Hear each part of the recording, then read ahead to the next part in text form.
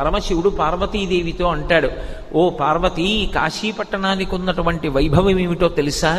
పాపములకు ఎదుర్చుక్క కాశీ, ఉపపాతములకు విషము కాశీ, కళ్యాణముల కాటపట్టు కాశీ, ముక్తికి పుట్టినిల్లు కాశీ. కాశీపట్టణం లోపలికి వెడుతుంటేనే రోమకూపములను ఆశ్రయించి ఉన్నటువంటి పాపరాశి పక్షి రూపంలో ఎగిరిపోయి చెట్లని పట్టుకుని ఉంటాయి.